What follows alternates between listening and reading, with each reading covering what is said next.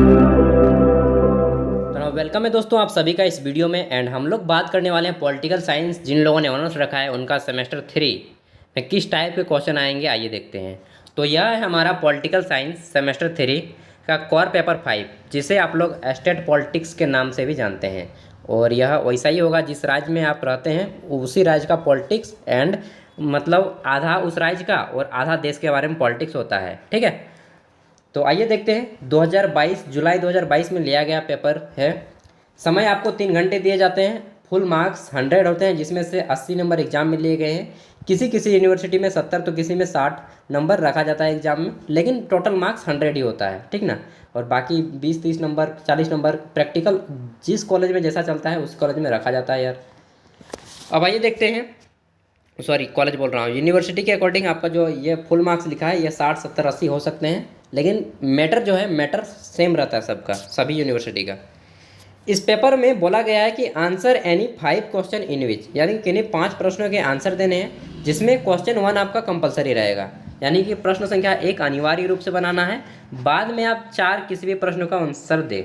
ठीक है, तो पहला प्रश्न है आपका, निम्नलिखित में से सही विकल्प का चयन करें। आपको हिंदी और इंग्लिश जिसमें कंफर्टेबल है आप उसमें आंसर दे सकते हैं दोस्त। तो पहला क्वेश्चन है कि in which year was Ranchi municipal corporation established, यानी कि रांची नगर निगम की स्थापना किस वर्ष हुई। तो दोस्तों 1979 यानी कि 1989 ईस्वी में रांची नगर निगम की स्थापना हुई थी। उस समय रांची झारखंड ना होकर बिहार हुआ करता था। ठीक है, नेक्स्ट है बी नंबर, पंचायत की अवधि होती है, the duration of the panchayat is. तो पंचायत जितने भी चुनाव होते हैं इनकी अवधि होती है कितने वर्ष की, 5 वर्ष की। मैक्सिमम जितने भी चुनाव होते हैं भारत में, अगर राज्यसभा और विधान परिषद को छोड़ दिया जाए तो बाकी सभी की अवधि 5 वर्ष ही होती है। ठीक है, सी नंबर क्वेश्चन है, झारखंड में ग्रामीण स्वशासन में कितने प्रतिशत सीटें महिलाओं के लिए आरक्षित हैं, यानी कि how many seats are reserved for women in rural bodies in Jharkhand. तो झारखंड में जो सीट है आरक्षित, मतलब जनरली सभी राज्यों में यही होता है, 1/3, मतलब कि जितने भी सीटें हैं, जैसे कि जितने भी सीटें होंगी उसका 1/3 भाग महिलाओं के लिए आरक्षण में रहेगा, यानी कि 1/3 महिलाओं को ही लिया जाएगा। उसमें फिक्स है कि महिलाएं ही आएंगी। ठीक है, इसका तो 1/3 का 33% आप बोल सकते हैं। डी नंबर है आपका, पंचायती राज व्यवस्था को सर्वप्रथम कहाँ अपनाया गया, in which place for the first time adopted the panchayati raj system. तो दोस्तों नागौर जो कि राजस्थान का एक ज़िला है, यहीं पर 1959 जब पंडित जवाहरलाल नेहरू की सरकार थी उस समय पंचायती राज व्यवस्था को सबसे पहले राजस्थान में अपनाया गया। लेकिन सबसे बड़ी दुख की बात यह है कि राजस्थान अभी भी ऐसा राज्य है जहाँ पे अभी भी बाल विवाह सबसे ज़्यादा होता है, आप बोल सकते हैं। ठीक है, तो इन सबको धीरे धीरे ख़त्म हो ही जाएगा, ज़माना बदल रहा है लेकिन समय लगेगा दोस्त, प्रकृति को बदलने में समय तो लगता ही है ना। ई नंबर है, निम्न में से कौन स्थानीय स्वशासन के पिता के रूप में जाने जाते हैं, who among the following is known as the father of local self government in India. तो लॉर्ड रिपन, आप लोग को नाम सुन के लग रहा है यार क्या अंग्रेज को हम लोग फादर बोलते हैं, लेकिन दोस्त ऐसा बात नहीं है कि वह अंग्रेज हो तो उसमें कुछ गुण ही नहीं है। मतलब जो व्यक्ति मेहनती करेगा चाहे वह कोई भी हो, नाम तो होगा उसका। तो लॉर्ड रिपन एक ऐसे ही अंग्रेज थे जिसे स्थानीय स्वशासन का विकास किया। इन्हें स्थानीय स्वशासन का पिता कहा जाता है। ठीक है, और यह समय था 1882 का। उसके बाद एफ नंबर क्वेश्चन है, छठा क्वेश्चन, त्रिस्तरीय पंचायत राज व्यवस्था का विचार किस समिति के प्रस्ताव ने दिया, विच कमिटी प्रपोज्ड नहीं, इस शब्द बहुत डेंजर शब्द है, आप लोग समझ गए होंगे। The idea of 3 tyre Panchayati raj system.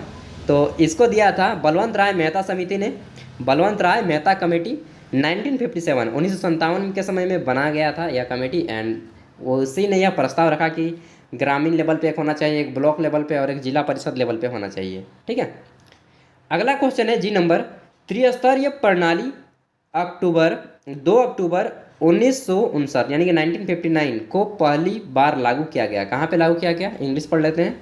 3 tier system was launched first time on 2 अक्टूबर 1959 तो यह राजस्थान में हुआ था। अभी हम लोग इसका जिला का भी नाम पढ़े थे, जिला कौन सा था, नागौर, राजस्थान में नागौर जिला।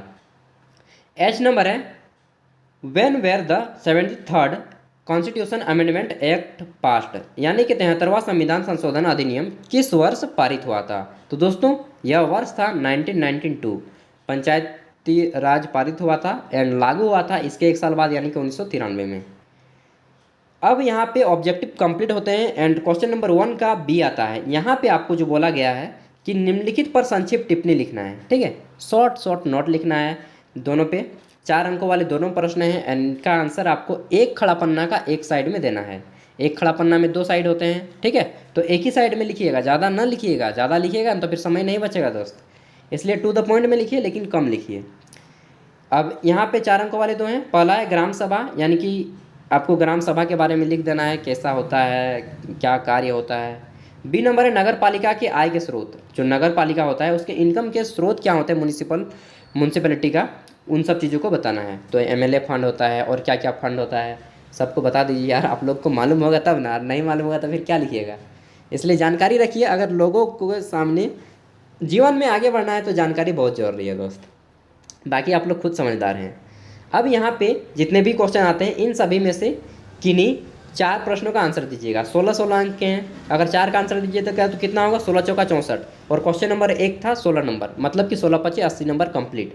पास करने के लिए आपको चाहिए जितना भी मार्क्स का एग्जाम होगा, अगर 70 का होगा तो 40%, 80 का भी होगा तो 40%, सभी का 40%, तो 80 का 40% हो जाएगा आपका 8 चौका 32 नंबर, ठीक है, 32 नंबर है पासिंग मार्क्स। अब आइए बड़े बड़े क्वेश्चन को देखते हैं।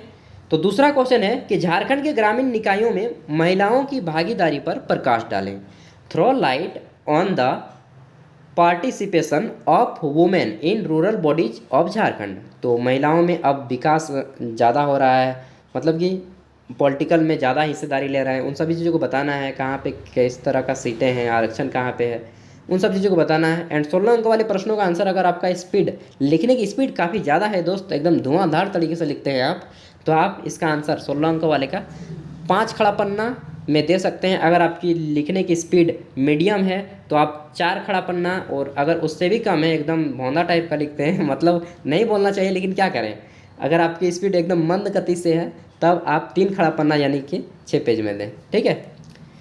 तो तीसरा क्वेश्चन है भारत में स्थानीय स्वशासन के उद्भव एवं विकास का वर्णन करें, यानी कि describe the origin and development of local self government in India, ठीक है।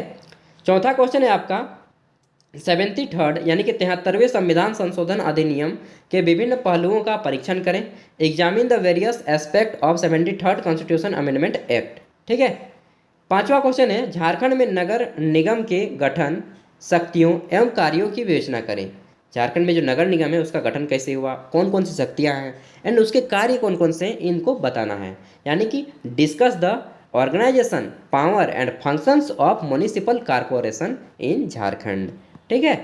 छठा क्वेश्चन है आपका 74वें संविधान संशोधन, 73वें हो गया 1992 में, उसके बाद 74वां हुआ, तो पढ़ना है कि 74वें संविधान संशोधन अधिनियम के विभिन्न पहलू कौन कौन से थे, मतलब कि कौन कौन से मुख्य बातों को रखा गया, ठीक है, उनको बताना है।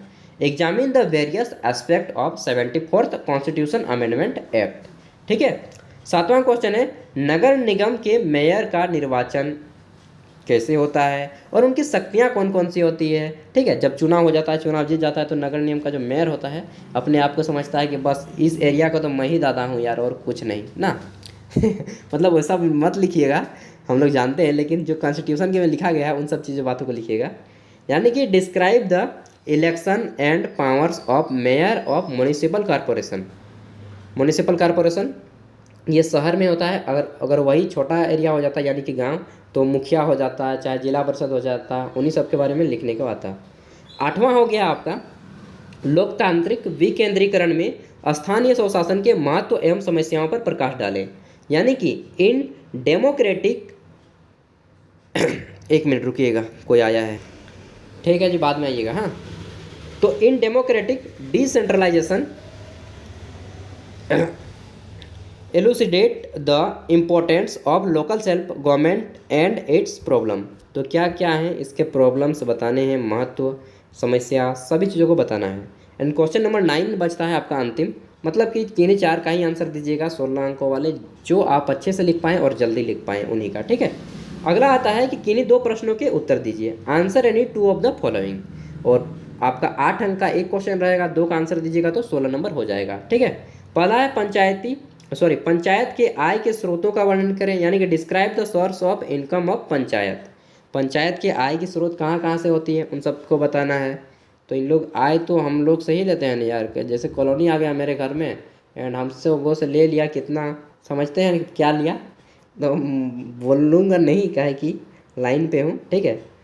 बी नंबर है आपका, नगर पालिका में अंकेक्षण के प्रावधानों का वर्णन करें, describe the provisions of audit in municipal. And C number है आपका, देखिए किन्हीं 2 को ही लिखना है, यहाँ पे 4 आपको ऑप्शन में दिया है, किन्हीं 2 का ही लिखना है कि ग्राम पंचायत में आरक्षण के प्रावधानों का वर्णन करें, describe the provisions of reservation in gram panchayat. And D number है, स्थानीय स्वशासन की स्वायत्ता पर एक निबंध लिखें, यानी कि right an essay on autonomy of local self government. तो ये था दोस्तों क्वेश्चन पेपर आपका पॉलिटिकल साइंस बीए सेमेस्टर 3 का कोर पेपर 5। इसके बाद अगर आपको 6 का देखना हो सेमेस्टर, मतलब कोर पेपर 6, 7 सेक पेपर का देखना हो, चाहे डीएससी सेमेस्टर 6 तक के सभी क्वेश्चन पेपर अपलोडेड हैं। उसके बाद अगर आप एमए पीजी सारा का सारा अपलोड है दोस्त। अगर आपका कोई दोस्त ग्रेजुएशन कर रहा है, बीए बीकॉम बीएससी कुछ भी कर रहा हो, यहाँ पे क्वेश्चन पेपर अवेलेबल हैं, तो अपने दोस्तों को भी शेयर कीजिएगा, क्योंकि ज्ञान बांटने से ही बढ़ता है दोस्त, एंड मेरी भी थोड़ी सी मदद हो जाएगी, इसीलिए आपको बोलता हूँ। बाकी आपकी मर्ज़ी यार, आपकी राय क्या है, आप अपनी राय से चलिए, मैं केवल सलाह ही दे सकता हूँ आपको। एंड बेस्ट ऑफ लक, अच्छे से एग्ज़ाम दीजिए। एग्ज़ाम में एक भी क्वेश्चन मत छोड़िएगा, चाहे आपको आए या ना आए, आपको लिख के आना है, कुछ भी लिखिए लेकिन लिखिए, ठीक है दोस्त। बेस्ट ऑफ लक, अच्छे से एग्ज़ाम देना।